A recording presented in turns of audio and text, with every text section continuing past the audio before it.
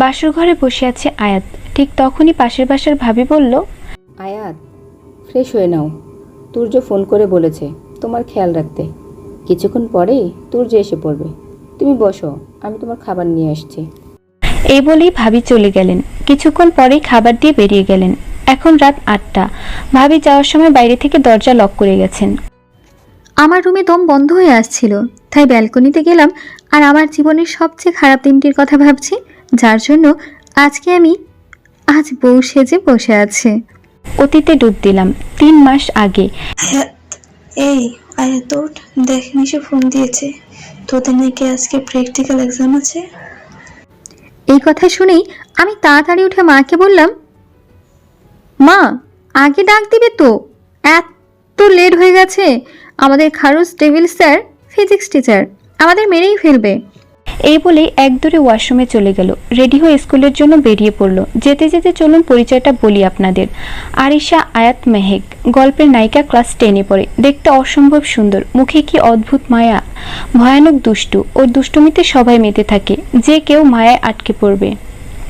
বাবা একজন সরকারি চাকরিজীবী, মা গৃহিণী। চলুন গল্পে ফিরি, আস্তে আস্তে সব জেনে যাবেন। পরিচয় বলতে বলতে স্কুলে এসে পৌঁছে গেছে। আয়াত গেটে ঢুকতেই ওর জান মানে নিশি, আয়াতের বেস্ট ফ্রেন্ড, অনেক ভালো, ওর সব অত্যাচার সহ্য করে আর কি। ওকে দেখেই এগিয়ে বলল, আয়ু, ডেবিল তো হলে চলে গেছে, আমি তোর জন্য অপেক্ষা করছি, চল তাড়াতাড়ি চল, এমনি লেট হয়ে গেছে। এক্সাম হলে বসতে পেরেছি অনেক কষ্টে। খারুসটা কথা শোনা এসছে অনেক। কোশ্চেন পেপার দিল, মোটামুটি সবই কমন পড়েছে, তাই বিসমিল্লাহ বলে লেখা আরম্ভ করলাম। আয়াত এক্সাম হল থেকে বেরিয়ে দিল এক চিৎকার, নিশু, জানু, দেখ ফুচকা, চল চল জলদি চল, খাবো আমি। আরে শয়তান মাইয়া, চিল্লা চিল্লি করস কেন? আমি কি বলছি আমি খাবো না ফুচকা? চিল্লাই আমার কান নষ্ট করে দিছিস। ও এটা বলার পরে মুখ ফুলিয়ে অন্যদিকে ঘুরে দাঁড়ালাম। বললাম, থাক বুঝেছি, আর আমার কথা ভাবা লাগবে না আপনার। আমি খাবো না ফুচকা, চল এখান থেকে। বুঝেছি, পাগলিটা রাগ করেছে। বললাম থাক, আর রাগ দেখাতে হবে না, চল ফুচকা খাবো, আজকে বিল আমি দেব। ও এই কথা বলতেই আয়াত ওকে জড়িয়ে ধরলেও বলল, থ্যাংক ইউ জানু। আয়াত ফুচকা খেয়ে 2 কাঁধে ব্যাগ ঝুলিয়ে 2 বেনুনি ধরে লাফাতে লাফাতে যাচ্ছে আর বকবক করছে, আর নিশু চুপচাপ শুনছে। ঠিক তখনই নিশু বলল, দেখ আয়ু, তুর্য ভাইয়া। আরে তুর্য ভাই তো এই এলাকার নেতা, এর কথা এখানে সবাই ওঠে আর বসে। গল্পের নায়ক তুর্য চৌধুরী, বাবা নামকরা শিল্পপতি, ঢাকা ভার্সিটিতে পড়ছে, ছাত্রলীগের সভাপতি। দেখতে মাশাআল্লাহ, হাইট 6 ফুট 2 ইঞ্চি, গায়ের রং দুধের মতো ধবধবে সাদা, চুলগুলো সবসময় স্পাইক করা থাকে। যে কোনো মেয়ে একবার দেখলে ক্রাশ খাবেই খাবে। মেয়েদের সহ্য করতে পারে না, সেটারও একটা কারণ আছে, পরে জানতে পারবেন। তো আমি কি করব? তোর ওই সূর্যরে নিয়া তোর ফাউল ফেচাল রাখ আর চল। হঠাৎ করে নিশু বলল, আয়ু দাঁড়া, সামনে যাস না। কে শুনে কার কথা? সামনে এক পা বাড়াতেই কারোর সাথে ধাক্কা খেয়ে নিচে পড়বে, তখনই কেউ ওকে ধরে আছে। আমার কি হলো গো? আমার কোমর তো গেল, আমাকে কেউ এখন বিয়ে করবে না। ও আব্বু গো, তুমি কোথায়?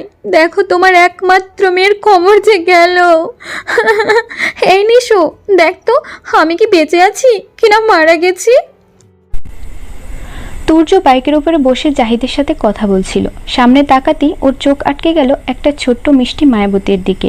কি সুন্দর করে 2টা বেনুনি নাচিয়ে নাচিয়ে হাঁটছে, মনে তো হয় ক্লাস 9-এ বা 10-এ পড়ে। জাহিদকে এড়িয়েই ছোট্ট মায়াবতীর দিকে যাচ্ছিল তুর্য। ঠিক তখনই মেয়েটা উল্টো দিকে ঘুরে ওর বান্ধবীকে কি যেন বলছিল। ও বুঝতে পারেনি যে ওর পেছনে তুর্য, তাই সামনে ঘুরতে মায়াবতী পড়ে যাচ্ছিল। তার আগেই তুর্য ধরে নিল ওকে।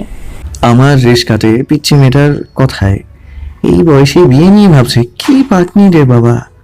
যখন দেখি ঠিক আছি, সামনে তাকাতেই দেখি সূর্য থুকু তুর্য ভাই আমাকে ধরে রেখেছে। নিশুটাকে উনি আমাকে দাঁড় করিয়ে দিলেন। নিশু বলল, তুর্য ভাইয়া, ওর দোষ নেই ভাইয়া, প্লিজ ওকে কিছু বলবেন না, ও বুঝতে পারেনি, ওকে ক্ষমা করে দিন। নিশু আমাকে ইশারাই বলল সরি বলতে। আমি ওর কথায় ওনাকে বললাম, ভাইয়া প্লিজ আমাকে মারবেন না, আমার অনেক স্বপ্ন বাকি, তাছাড়া তো আমার এখনো বিয়েই হয়নি, প্লিজ আমাকে মারবেন না।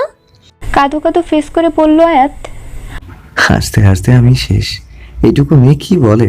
এখনো বাচ্চা, সে বিয়ে নিয়ে ভাবছে এসব ভাবা যায়? এই ভেবেই মাথা গরম হয়ে গেল যে ও আমাকে ভাইয়া কেন বললো। ওর কোন জন্মগত ভাই আমি? দিলাম এক ধমক। এই মেয়ে, কি বলছো এসব? আমি তোমার কোন জন্মের ভাই?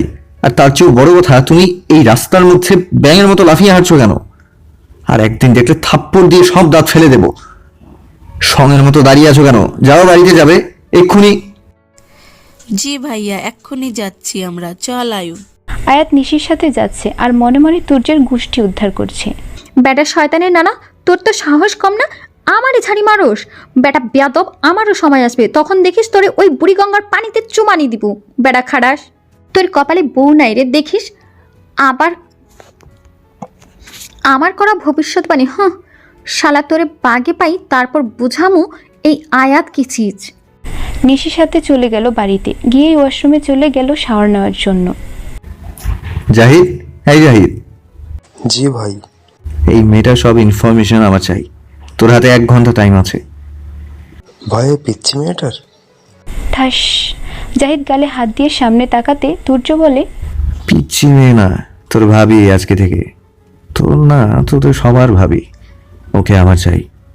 ওর দিকে সবসময় নজর রাখবি, খেয়াল রাখবি যেন আমার আমানতে কেউ হাত না দেয়। যে দেবে সে এই দুনিয়ায় থাকতে পারবে না। বারবার কেউ আমার ভালোবাসা কেড়ে নেবে, আর সেটা আমি সহ্য করব না। বুঝতে পেরেছিস? এখন যা, ওর খোঁজ নে। ওকে আমার চাই। আমার অন্ধকার জীবনে আলোর খোঁজ দেবে ও। আমার বাঁচার কারণ হবে ও। এই বলেই তুর্য বাইক নিয়ে বেরিয়ে পড়ল। আমি আজকে অনেক খুশি, এই ছেলেটার ভালোবাসা মানুষ পেয়েছে, বেঁচে থাকার কারণ পেয়েছে। আল্লাহ ভালোর সাথে কখনো খারাপ করে না। আজকে আবার প্রমাণ হয়ে গেল। 1 ঘন্টা পরে। ভাই, ভাবির নাম আরিশা আয়াত মেহেক। বাবা সরকারি চাকরি করেন, এইবার এসএসসি দিবে। গার্লস স্কুলে পড়ে, স্কুল টপার, স্বপ্ন ঢাকা বিশ্ববিদ্যালয়, আর ভীষণ দুষ্টু। একদমে কথাগুলো বলল জাহিদ। ও কোথায় কোচিং করে? ওর স্কুল কয়টায় ছুটি হয়? ভাই, আপনার পাশের বাসার আরব ভাইয়ের কোচিং সেন্টারে। ভাবির স্কুল ছুটি হয় 12টায়। ভাই, একটা সমস্যা, ভাবিকে অনেকেই পছন্দ করে, ভাবিকে পথে ঘাটে বিরক্ত করে। আজকের পর থেকে যেন ওই ছেলেগুলোকে এই এলাকায় না দেখি। যদি দেখি সেটা তোদের জন্য ভালো হবে না। সবাইকে বলে দিবি, আয়াত আমার জীবন, ওর দিকে কেউ তাকানোর দুঃসাহস যেন না দেখায়। আর যদি দেখায়, সে আর এই দুনিয়ায় থাকবে না। বলেই বেরিয়ে গেল তুর্য। স্কুলের সামনে পরের দিন 12টায় দাঁড়িয়ে আছে। তুর্য তার মায়াবতীর জন্য দাঁড়িয়ে আছে, এক নজর দূর থেকে দেখার জন্য। আর বাকি মেয়েরা ওকে চোখ দিয়ে গিলে খাচ্ছে। ওই কুত্তি দেখ, বাইরে এই বজ্জাত শয়তানের নানা, পচা কুমড়া, তিতা করলা, পচা নদীর মরা মাছ, বজ্জাতের হাড্ডি ডেবিল এখানে কি করে রে? নিশি ওর কথা শুনতেই হা হয়ে গেল আর তাড়াতাড়ি গেটের দিকে তাকাতে দেখে তুর্য ভাইয়া দাঁড়িয়ে আছে। আয়ুর কথা তুর্য ভাই শুনতে পারলে তবে ওকে এখানেই শুট করে দিবে। কি ডেঞ্জারাস মেয়ে, যেই ছেলেকে দেখলেই সবার কাপড় নষ্ট হয় তাকে এসব বলছে। কি সাংঘাতিক ব্যাপার, এই মেয়ে নিজে তো মরবেই, সাথে আমাকেও মারবে। বোন শুন, তোর যদি মরার শখ থাকে then you most welcome, but I don't want to die. ওর কথা শুনেই আমি কি বলে এই মেয়ে? শুধু শুধু মরবো কেন? আর ওকেই বা মারবো কেন? কি যাতা বলছিস নিশু? তোকেই বা মারবো কেন আর নিজেই বা মরবো কেন? পাগল টাগল হয়ে গেলি না কি? তো আর কি বলবো বোন, তুই যেসব কথা বলছিস এসব কথা যদি তুর্য ভাইয়া জানতে পারে তবে আর দেখতে হবে না আমাদের। ওর কথা শুনতেই আমার রাগ হলো প্রচুর। সূর্য না তুর্য একটা ডেবিলের নানার জন্য ও এইভাবে ভয় পাচ্ছে? Like seriously? একে তো এই সূর্যের সাথে বুড়িগঙ্গায় চুবিয়ে মারবো। এই মেয়ে আমার বেস্ট ফ্রেন্ড হলো কিভাবে? সন্দেহ হচ্ছে আমার এই মেয়ে আমার বান্ধবী নাকি ওই সূর্যের চামচা। ইচ্ছে করছে একে একাকের স্পেশাল মুলার জুস উইথ করলা মিক্সড খাওয়াই দেবো। ওই বদের হাড্ডি সূর্যকেও খাবো। বেড়া ফাজিল আমাকে থাপ্পড় দিতে চাইছে, এটা তো এমনি এমনি ছাড় যাব না। ভাব আয়ু, ভাব কিভাবে ওই সূর্যরে সাহিত্য করা যায়। এই মেয়ে থামবি তুই নাকি এক লাথি মেরে উগান্ডায় পাঠাবো? কথা না বলে চল জলদি, আজকে এই আবার কথা আরব বলেই ভাইয়ের নিশিকে নিয়ে কোচিংয়ে গেট দিয়ে যেতে বের হবে হবে, দুইটায়। এমন সময় কেউ ডাক দিল। ভাবি, ভাবি।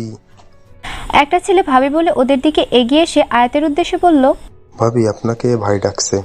আয়াত জাহিদের কথা একটু ভ্যাবাচাকা খেয়ে গেল, মনে মনে বলল, আশ্চর্য, আমি কবে ওনার ভাবি হলাম? আরে এই ছেলেটাকে ওই দিন তুর্য ভাইয়ের সাথে দেখেছিলাম না? হ্যাঁ ওই তো, এই তো ওই ছেলেটা। কিন্তু আমাকে ভাবি কেন ডাকছে? আর ওর কোন ভাইয়ের বউ আমি? তার থেকেও বড় কথা, আমার বিয়ে হলো কবে? কি আজব ব্যাপার। ভাইয়া, কি আপনার ভাবি? কেন আপনি? শুধু আমার না, আপনি এই এলাকার ভাবি। চলুন, তুর্য ভাই ডাকছে আপনাদের। আয়াত ভ্রুকুচকে বলল, কেন? ভাবি চলুন প্লিজ, না হলে ভাই রেগে যাবে। রেগে গেলে ভাইয়ের মাথা ঠিক থাকে না। প্লিজ চলুন। আয়াত আর নিশু গেল তুর্য ভাইয়ার কাছে, এগিয়ে গেল। ওনার কথা শুনতে আয়াতের চোখ রসগোল্লার মতো হয়ে গেল। জান, তুমি কেমন আছো? ভাইয়া, কে আপনার জান? কেন তুমি? কি সব ফালতু কথা বলছেন? আমি আপনার জান কিভাবে হলাম? আর তার চেয়ে বড় কথা, আমার মতো পিচ্ছি একটা মেয়ের সাথে এরকম আচরণ করতে লজ্জা করলো না? ওমা, তুমি পিচ্ছি কেন হবা? তুমি তো 14 ফেব্রুয়ারিতে 18তে পা দিবা। সেই অনুযায়ী তুমি যথেষ্ট অ্যাডাল্ট। আপনি আমার জন্ম তারিখ কিভাবে জানলেন? শুধু জন্ম তারিখ না, তোমার সবকিছুই আমি জানি, বুঝেছো? শোনো, তোমাকে যদি কেউ ডিস্টার্ব করে তাহলে আমাকে বলবে। আমি তোমাকে প্রতিদিন স্কুল থেকে নিতে আসবো, কেমন? তুমি প্রতিদিন আমার জন্য অপেক্ষা করবে। অদ্ভুত মানুষ তো আপনি। আপনার কথা আমি শুনবই বা কেন? আর আমাকে ডোমিনেট করার আপনি কে? আজব। নিজের সীমার মধ্যে থাকুন। যত সব আজাইরা ফাউল লোক নেতাগিরি অন্যকে দেখাবেন, আমাকে না। উড়ে এসে জুড়ে বসতে চায়।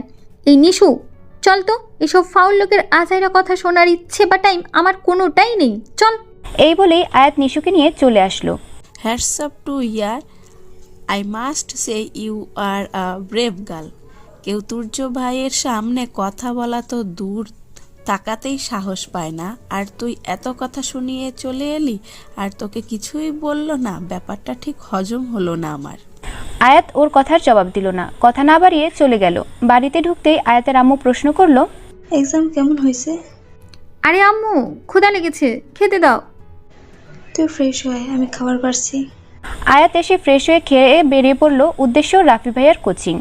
একটু এগোতেই দেখে নিশি এসেছে, ওকে নিয়েই যাচ্ছে। হঠাৎ কিছু শুনে থমকে গেল ওরা দুজনে। সুন্দরী, ও সুন্দরী, কোথায় যাচ্ছ? আমরা তো এদিকে। এই বলে ছেলেটা আর ছেলেটার সাথে সবাই বিচ্ছিরিভাবে হাসতে শুরু করলো। আয়াত আর নিশু প্রচণ্ড ভয় পেয়েছে, মনে মনে আল্লাহকে ডাকছে। আমার এই ছেলেগুলোর চাউনি বা মতলব কোনোটাই ভালো মনে হচ্ছে না। আর এই সময়টা, এই জায়গাটা অনেক নীরব, কেউ সাহায্যের জন্য এগিয়েও আসবে না। আয়ু, আমার খুব ভয় করছে রে। এই বলেই আয়াতের হাত শক্ত করে ধরেই কেঁদে দিল নিশি। ছেলেগুলো ওদের সামনে এগিয়ে এসে ওদের দুজনের হাত ধরে বলছে, বাহ, বেশ সুন্দরী তো। আর কি হট! এতদিন তো চোখেই পড়েনি আমাদের। আমরা কি জিনিসটাই না মিস করে গেলাম। ইস! এইসব একটা ছেলে আড়াল থেকে দেখছিল, আর সাথে সাথেই জাহিদকে ফোন করে। ভাই, ভাবিদের এলাকার কিছু বাজে ছেলে রাস্তা আটকে খারাপ আচরণ করছে। ভাই প্লিজ আসুন, ওরা ভাবিকে ছোঁয়ার চেষ্টা করছে। তুই দাঁড়া, আমি এখনই আসছি। ছেলেগুলোর আচরণ এখন বেশি খারাপ হচ্ছে। ওরা আয়াতের ওড়নায় হাত দিতে যাবে, ঠিক তখনই কেউ বলল, এই ভুলটা করিস না তুর্য, ভাই কি করবে জানি না। এলাকার বোন মানে আমাদের বোন, আর উনি তার থেকেও বেশি একজনের জান। আর তুই সেই ভুলটাই করলি, একজনের জানের উপর নজর দিয়ে ফেললি। এর ফল কতটা ভয়ঙ্কর হতে পারে সেটা তোরা কল্পনা করতে পারবি না। ভাবি আপনারা যান, আর কোনো সমস্যা হবে না। যান আপনারা। আয়াত সামনে তাকাতেই দেখে জাহিদ ভাইয়া। অসংখ্য ধন্যবাদ দিল চোখের ইশারায় ওনাকে, আর শুকরিয়া আদায় করলো আল্লাহর কাছে। আর এদিকে নিশির অবস্থা অনেক খারাপ, কেঁদে কেঁদে। ওরা আর কোনো দিকে না তাকিয়ে দিল এক দৌড়ে আরাফ ভাইয়ের কোচিংয়ে এসে পৌঁছালো। হাঁপাচ্ছে দুজন, চোখে মুখে পানি দিয়ে শান্ত হয়ে বসে রইলাম, কারোর মুখেই কথা নেই। তোরা কি ভুল করেছিস নিজেরাই জানিস না, তৈরি হয়ে থাকিস, এর উত্তরের অপেক্ষায় আসছি।